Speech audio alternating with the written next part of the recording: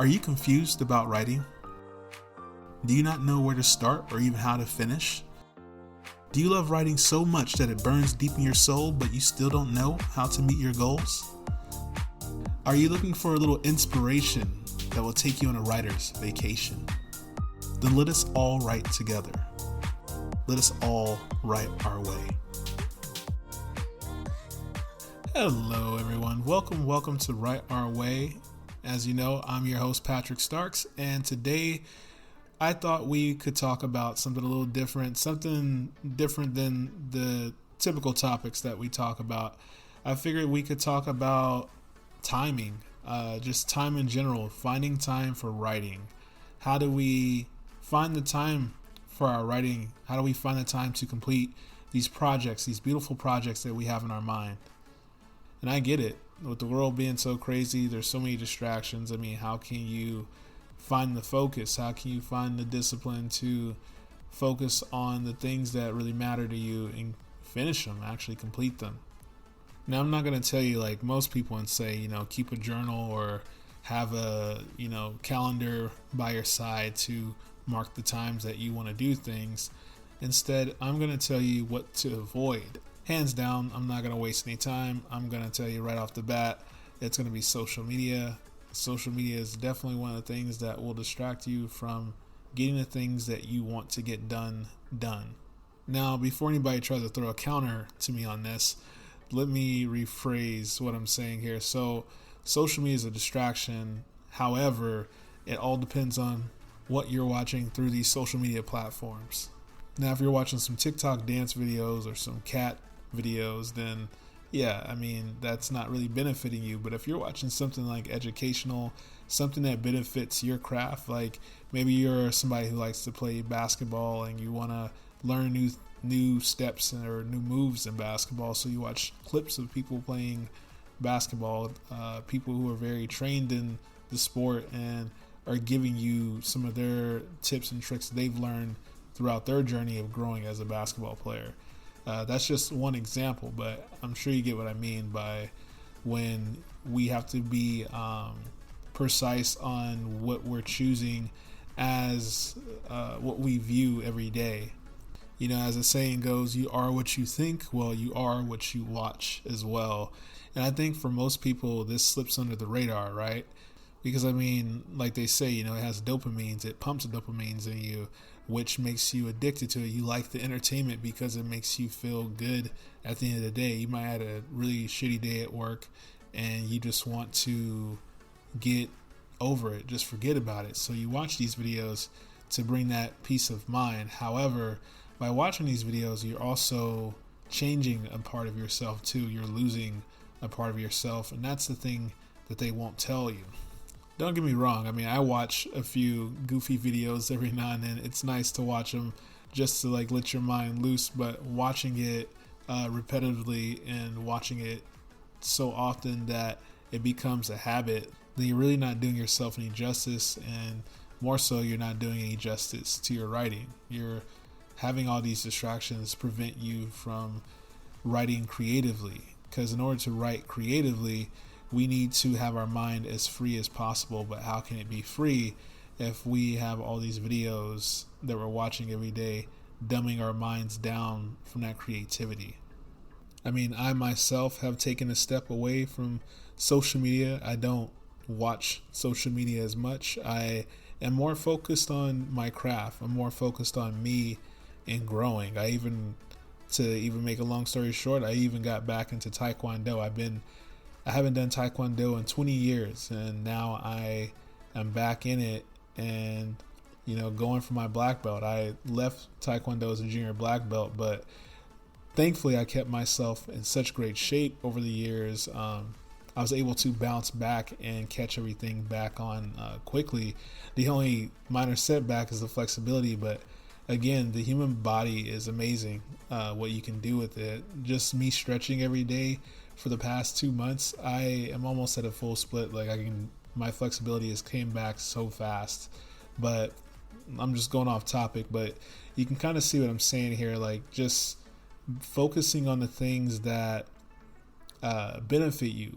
Now, some of you guys would probably say, well, Taekwondo could be a distraction for your writing, and I beg to differ. Taekwondo is a benefit to my health, and in order to write, I need to be healthy. So I need to be have my body at tip-top shape so I can stay focused. Taekwondo actually has a lot of discipline to it that can be applied to writing. I'm not saying that you all have to go out and do Taekwondo. It is a great martial art. I do think if you are looking to get into martial art, try it out. It's a lot that goes on with it that you'll see what I'm talking about. That it's more than just kicks and punching. It's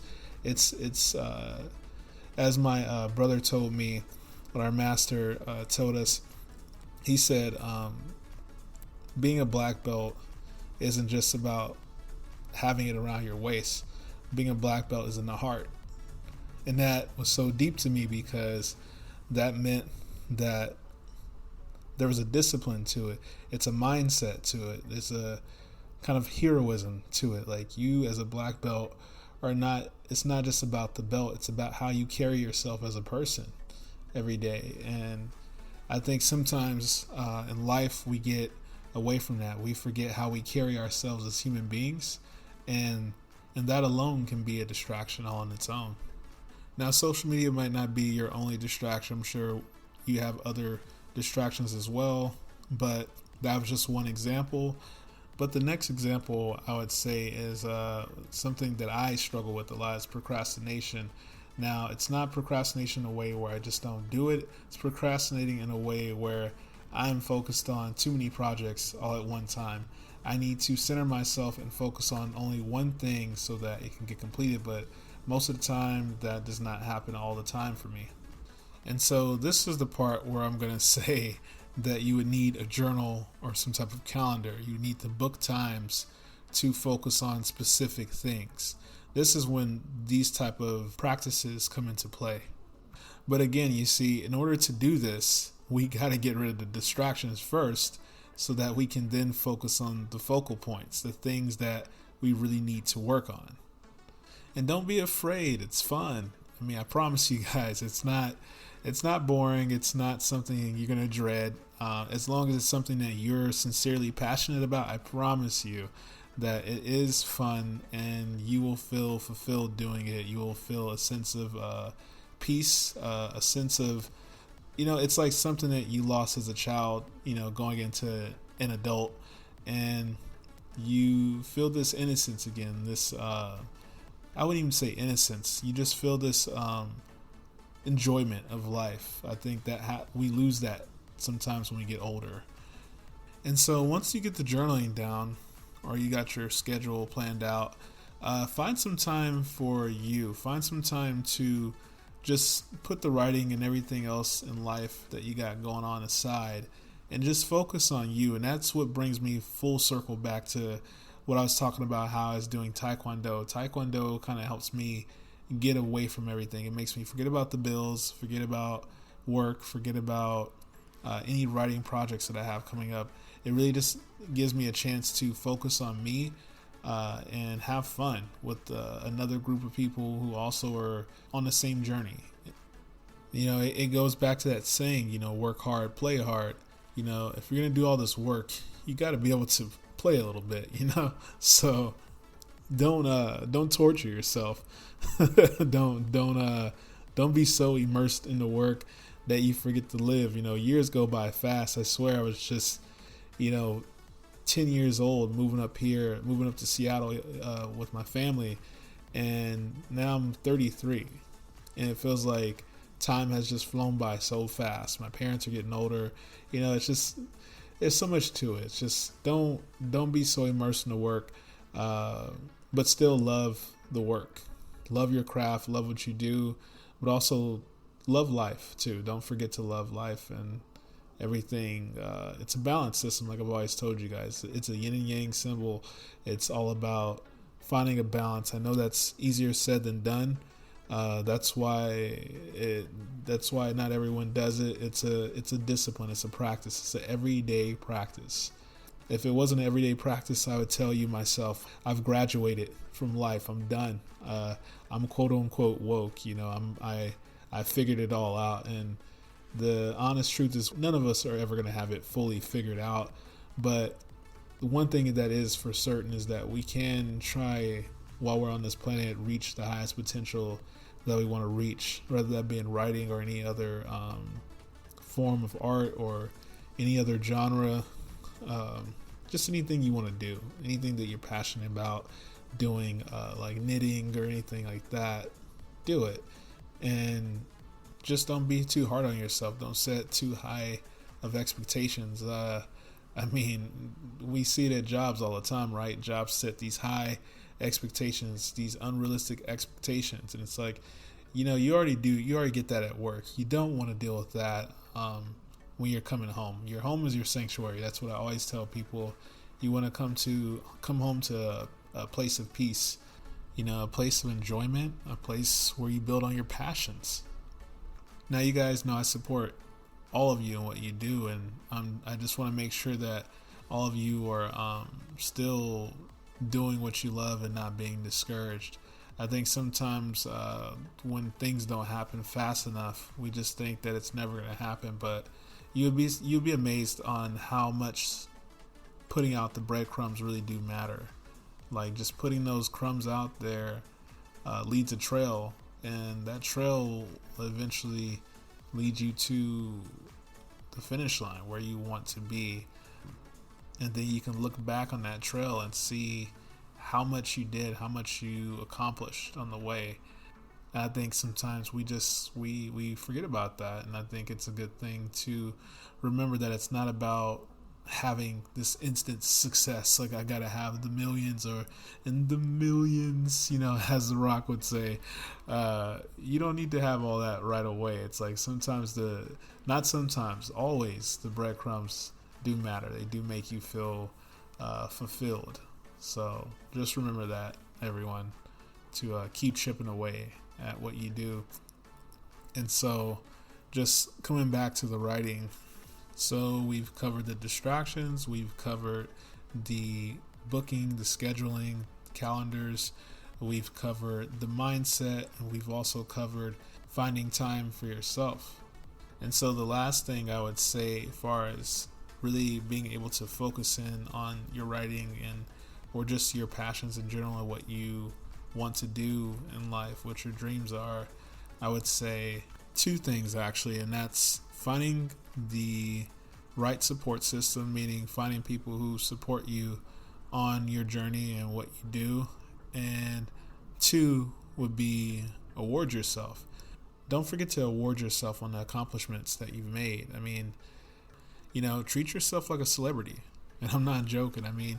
Seriously, if you got to go out and have some drinks with a few friends and celebrate, your first book, or, you finish your rough draft, or you finished an outline, or anything, award yourself for those accomplishments, so that you know that you are progressing, that there is some progression going on, and that you have come a long way, and that your journey is not a blank slate, that you have grown. Like, I can't tell you enough how many times I've gone back and looked at some of my old writings from back in 2017.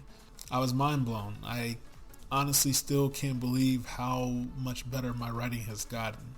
But that's all because I stuck to it. I stayed disciplined. I didn't let myself get too distracted from things outside my sanctuary. And I got a good support system. And, and I award myself too. For instance, when I kicked off season 2 of this podcast, that was a huge thing. That was big because, as my brother said, when people do podcasts, they usually stop at like episode 10. Like, some people that's like the cutoff point. Some people just give up, but I'm still going strong. I'm still hanging in there, and I'm loving talking about these topics with you guys. I think there's a lot of writers out there that could use some help, that need help, and would love to hear tips from other writers who have grown on their journey. And I honestly would love to hear the same from you all as well at some point to hear your thoughts on writing. So, feel free to comment sometimes on Apple or Spotify, and let me know what your thoughts are on these topics, and I'll definitely give a shout out and share your wisdom with the rest of the group. But that is the end of this episode, ladies and gentlemen. Again, it's always a pleasure speaking with you all, and I wish you well on your writing journeys. I'm going to say I love you all. I love what you all do.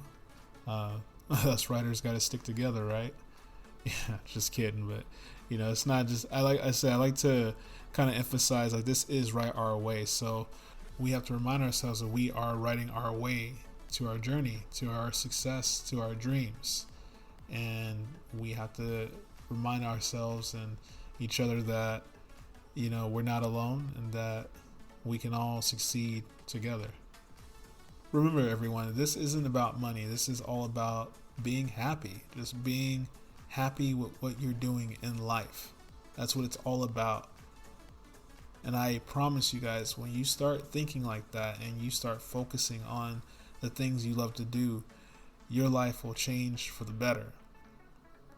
Finances come and go. Like my mom has always told me, there's ups and downs. There's never going to be a time where your finances are always going to be in good shape.